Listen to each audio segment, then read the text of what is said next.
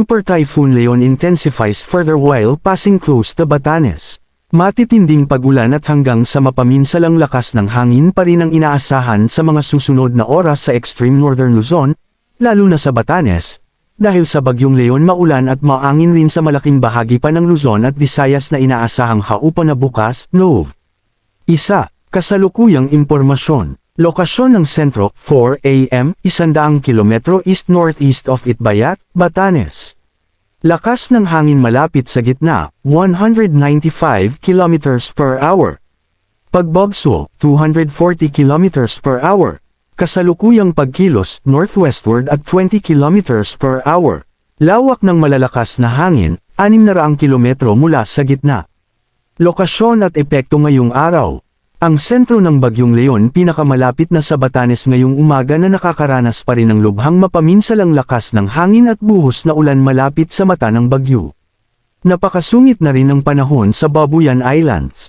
May mga hanggang sa malalakas na pag-uulan at hanggang sa malalakas na pagbagso ng hangin pa rin sa Batanes, Cagayan including Babuyan Islands, Ilocos Norte, at Apayao. May mga pag-uulan at pabugso-bugsong may kalakasang hangin pa rin sa Aurora, Ilocos Sur, La Union, at nalalabing mga bahagi ng Cagayan Valley at Cordillera Administrative Region.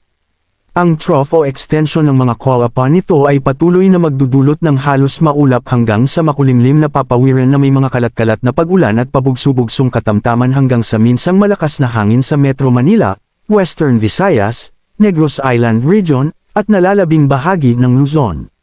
Bahagyang maulap hanggang sa maulap at may tiyansa rin ng mga localized thunderstorm ang inaasahan sa nalalabing bahagi ng bansa. Inaasahang lakas at pagkilos. Inaasahang mapapanatili na lamang o posibleng bahagyang hamina ang bagyo sa mga susunod na oras. Patuloy na kikilos pahilagang kanluran ang bagyo at inaasang unti-unti nang lalayo sa Batanes sa mga susunod na oras. Inaasahan namang maglalandfall ito sa silangang bahagi ng Taiwan mamayang tanghali o hapon.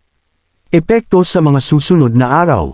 Bukas, November 1, ay makulimlim at may mga kalat-kalat na pag-ulan at pabugso-bugsong hangin pa rin sa Northern Luzon, partikular sa extreme Northern Luzon dahil sa epekto ng papalayong Bagyong Leon.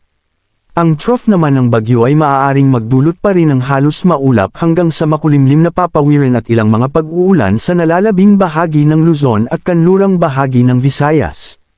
Haupa na ang malalakas na hangin. May banta pa rin ng matitinding ulan sa Occidental Mindoro at Calamian Islands bukas, ayon sa Pag-asa. Samantala, TC Update, isa pang sama ng panahon, binabantayan. Sa dulo ng kanlurang Pasipiko, matapos ang Super Typhoon Leon isa pang sama ng panahon ang binabantayan sa labas ng Philippine Area of Responsibility na may medium o katamtamang tayan sa maging bagyo sa susunod na 24 na oras, ayon sa US Joint Typhoon Warning Center, JTWC.